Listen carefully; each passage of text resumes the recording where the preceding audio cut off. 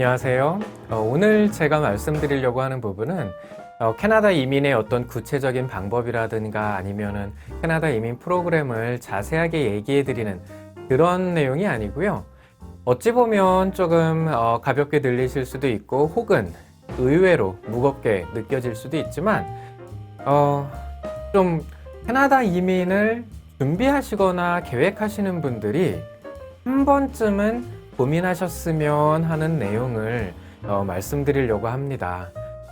먼저 캐나다 이민 왜 하시려고 하시나요? 한국의 치열한 경쟁에서 벗어나 넓은 자연이 이러쿵저러쿵 그런 형식적인 그런 거 말고요. 정말로 지금 이민을 준비하시는 분 입장에서 한 번쯤 정말 심각하게 생각해 보세요. 바다까지 건너오시는 거고요. 오시는 분도 인생이 걸려 있지만 같이 함께 오시는 가족분들 혹은 한국에 남게 되시는 가족분들 모두의 인생이 걸려 있거든요. 그러면 내가 캐나다라는 곳 바다까지 건너가서 거기서 뭘 하면 좋을까? 내가 뭘 하면 행복할까? 남들이 이거 하면은 이민 쉽다던데 이러쿵저러쿵 그거보다도 스스로에게 내가 바다까지 건너서 뭘 하면 행복할지를 한번 좀 물어보셨으면 해요.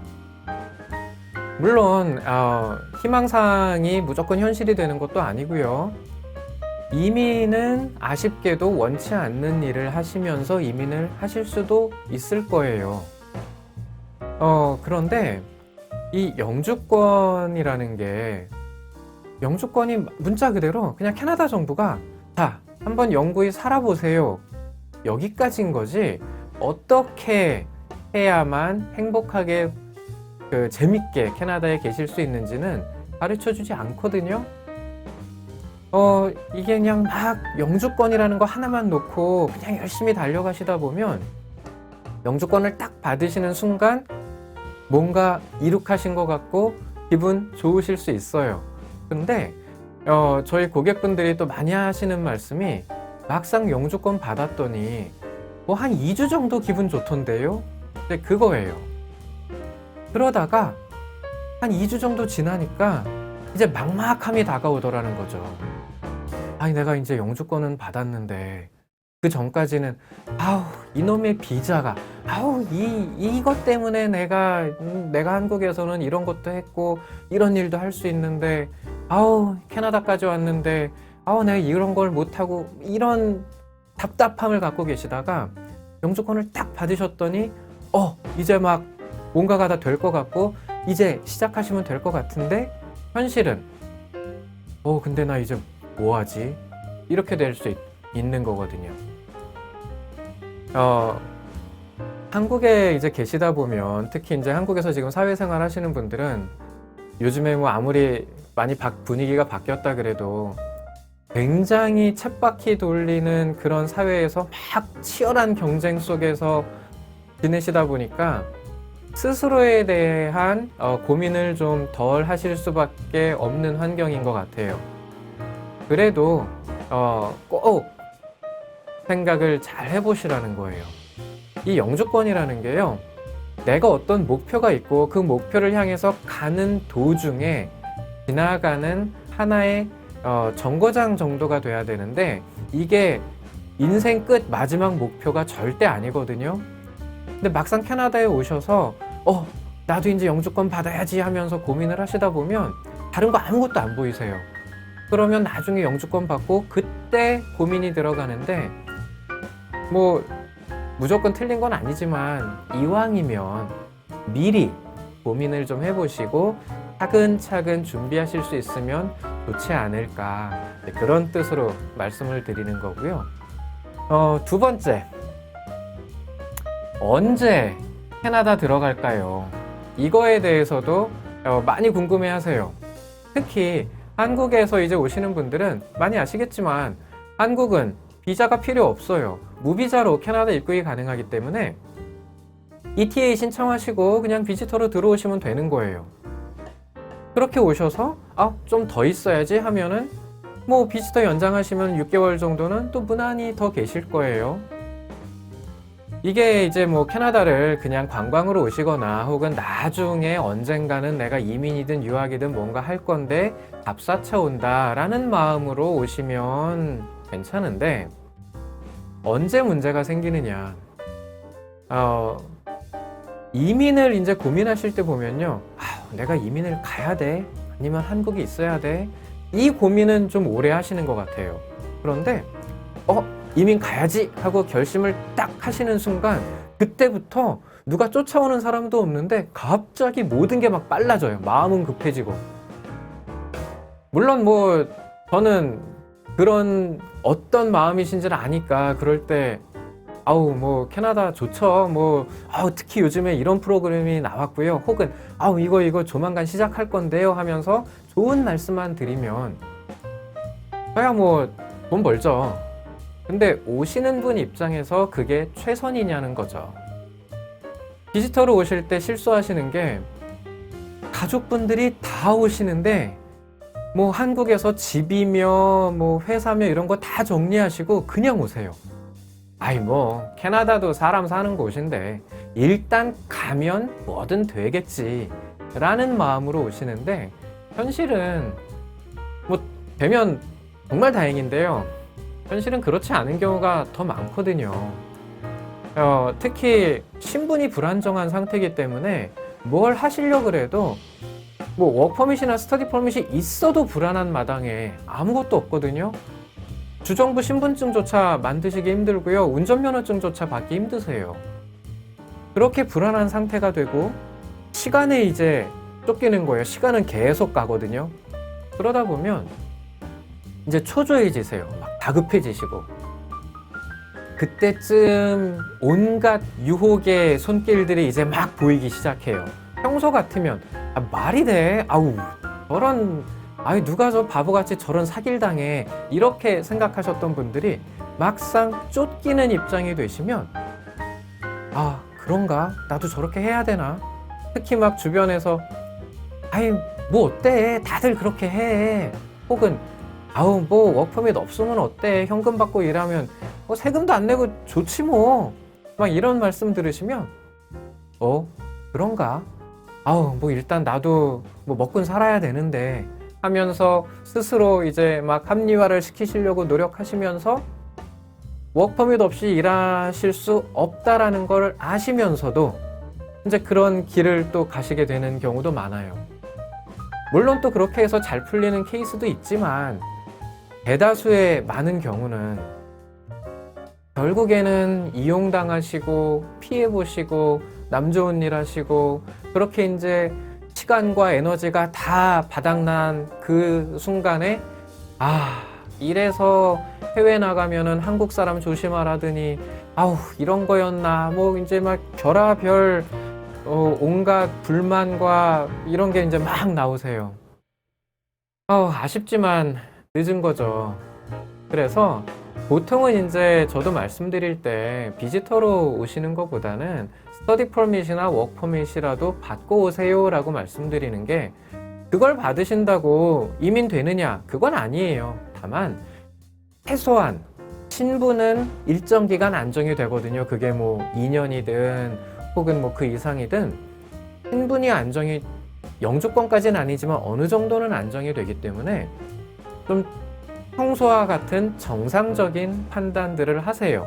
그러면 내가 이런 계획을 했었고 지금 이렇게 만들어 가니까 나는 이제 이렇게 이민을 하면 되겠네, 이렇게 방법을 찾아가시는데, 막 쫓기시고 비지터로 오셔서 나 이거 이거 불법인가 이렇게 불안불안하게 하시면 굉장히 위험에 처해질 수 있다라는 거, 그래서 부득이 말씀을 드렸고요. 세 번째, 쉽고 빠른 캐나다 이민 방법에 대해서 많이들 여쭤보십니다. 쉽고 빠른 방법. 뭐 여태까지 지금 뭐 짧은 영상 듣고 계시면 짐작하셨겠지만 없죠. 뭐 없다라고 감히 제가 단정은 못 지어요. 왜냐면 계시니까. 실제 저희 고객분 중에도 쉽고 빠르게 이민하신 분들 계셨고 지금도 계세요. 자, 누가 그러면 쉽고 빠르게 캐나다 영주권을 현재 제도에서 받고 있느냐? 나이 20대시면서 석사 학위 이상 학위 갖고 계시고 3년 이상 경력 갖고 계시고 영어 IELTS로 리스닝 8, 나머지 7, 셀피브로 전 과목 9 이상 받으신 분들 쉽고 빠르게 이민하고 계세요. 혹은 아예 어렸을 때 캐나다에서 이제 유학생으로 와서 캐나다에서 4년제 학교 다 졸업하시고 그냥 정상적으로 여기 현지 사람들처럼 취업하신 분들, 영어 거의 현지인처럼 하시는 분들, 네, 쉽고 빠르게 하시죠. 영주권만 보면 쉽고 빠른 것처럼 보이지만 그분들이 그 자리까지 가시기에는 어마어마한 노력을 이미 하신 거죠. 그 노력이 캐나다 영주권을 목표로 했던 안 했던 간에. 자, 그러면 일반적인 분들이 만약에 지금 한국에서 이민을 준비하고 계시거나 혹은 캐나다에 오신 지 얼마 안 되시는데 뭐 이런 거 없을까? 누군가가 당장 캐나다 빨리 오세요. 뭐 이거 되게 좋아요.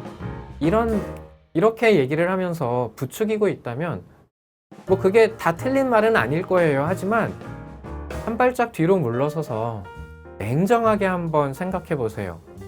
내가 지금 캐나다를 빨리 가서 저거를 하는 게 진짜 나한테 좋은 걸까? 정말 나한테 유리한 걸까? 아니면 나로 인해서 저 사람이 돈을 버는 걸까? 또 이제 저도 이제 상담을 실제로 하면서 많이 말씀드리는 게 유학을 캐나다에서 하시는 건 어떠세요? 라고 질문을 드리거든요. 그러면 또 열의 9은 어떻게 대답을 하시느냐? 네, 그러잖아도 뭐 이러이러한 학교, 이러이러한 과정 나중에 하려고요. 이게 유학생은 학비가 너무 비싸서 영주권 받으면은 뭐 학비가 뭐 반값 혹은 뭐 3분의 1값 뭐 이렇게 떨어진다 그래서 영주권 받고 그런 학교에 가서 어떤 뭐 직업훈련 과정이든 이런 거 하려고 합니다. 이렇게 말씀하시는데요. 아이러니하게 현실은 캐나다에서 학교를 졸업하셔도 영주권이 되느냐 마느냐 아슬아슬하신 분들 많거든요. 하물며 유학을 안 하신 상태에서는 그만큼 장애물이 더 많이 있는 거예요. 물론 이것도 영어를 잘 하시는 분이라면 LMIA를 통해서 워크퍼밋 받으시고 캐나다에서 일하시면서 이민하시면 돼요. 쉽죠? 하지만 현실은 말처럼 그렇게 쉽지 않아요. 일단 취업하셔야 되는데 워크퍼밋 없이 어떻게 취업하시게요? 결국 이때 말씀드린 것처럼 비지터로 들어가야 되나 하다가 꼬일 수 있는 거고요. 스터디 퍼밋이나 워크퍼밋을 받으신 다음에 하시게 되면 그래도 합법적으로 일을 하실 수 있는 조건이 만들어질 가능성이 크니까 그래도 남들보다는 조금 유리하고 안정적인 건데 그게 다가 아니라는 거예요. LMIA 나와도 익스프레스 엔트리다 그러면 나이, 학력, 경력 이런 게 다 받쳐줘야만 가능한 거예요. 나이가 30, 만으로 30, 30 이하라서 워홀로 오셨대요. 정말 좋은 기회 잡으신 거예요. 그렇다고 무조건 모든 게 잘 되느냐? 아쉽지만 그것도 아니다라는 거예요. 그렇게 해서 하나씩 만들어 가실 수는 있는 거지만 무조건 금방 끝나지는 않는 거예요. 워홀로 오셔도 또 LMIA 받으셔도 여전히 영어 점수가 안 나오면 이민이 안 될 가능성도 있는 거고요. 마니토바 혹은 사스카추안 혹은 저 동부에 지금 아틀란틱 파일럿 이런 거 하면은 쉽게 됩니다. 혹은 된답니다. 네. 사실만 놓고 보면 토막만 놓고 보면 당연히 맞아요. 근데 현실적으로 그게 나한테 이루어질 거냐라는 거죠. 그래서 정말 조심히 신중하게 생각을 하셔야 되는 거고요.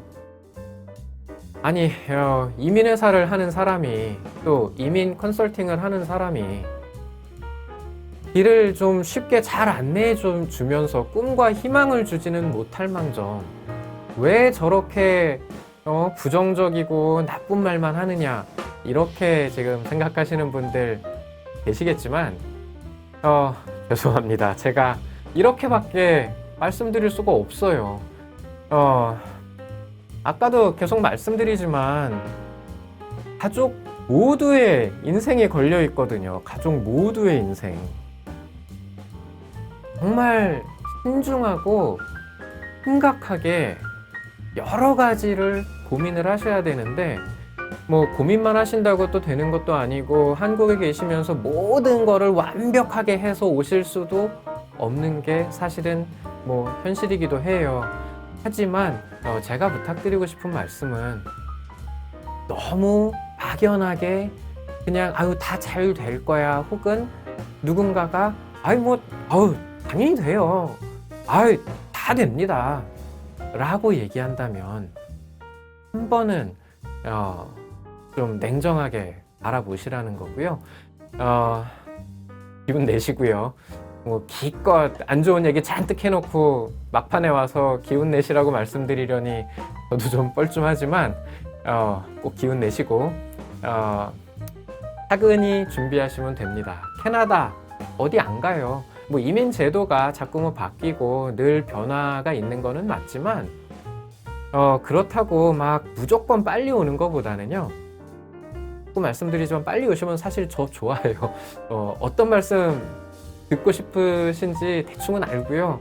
그래서 상담할 때 제가 악한 마음으로 접근을 하면 그냥 듣기 좋은 말씀 해드리고 계약서 사인하시게 하고 빨리 계약금 받고 착수금 받고 저는 좋습니다. 그렇게 오셨을 때 한인마트에서 저 만나시면 웃으면서 저랑 인사하실 수 있으시겠어요? 네. 저희 사무실에 이제 오셔갖고 상담하시는 분들께 제가 반 농담조로 늘 말씀드리는 건데 저는 정말로 캐나다에 계시면서 이민 잘 하시고 이민하신 이후에 행복하게 사시면서 저하고도 계속 연락 주고 받으시고 정말 우연히 뭐 마트든 뭐 어디 몰에서 만났을 때 즐겁게 인사드리고 인사할 수 있는 저는 그런 사이가 되고 싶거든요.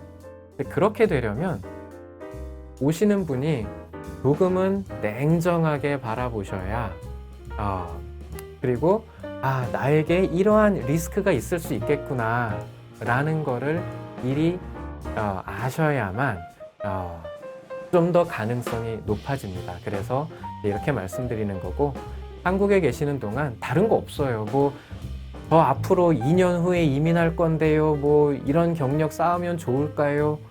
뭐 좋을지 나쁠지 저도 몰라요. 뭐 그때 제도가 뭐가 될지 어떻게 알겠어요. 하지만 지금까지 변하지 않는 것 중에 하나 역시 영어예요. 결국 영어예요. IELTS 점수가 높으면 여러모로 유리하실 수 있는 거거든요. 그러니까 영어 열심히 하시고 계획하시는 거 하나씩 만들어 가셔서 영주권 진행을 뭐 제가 도와드릴 수 있으면 저야 영광이고 최선을 다해 도와드리겠지만 직접 스스로 준비하시는 분이시든 혹은 뭐 다른 분의 도움을 받으시든 꼭 잘 되셔서 캐나다에서 잘 정착하시고 꿈꾸시던 그런 행복한 삶 사시기를 응원합니다. 오해는 하지 마세요. 저 일부러 캐나다 오지 마세요 뭐 이런 뜻으로 드리는 거 아니었습니다. 고맙습니다.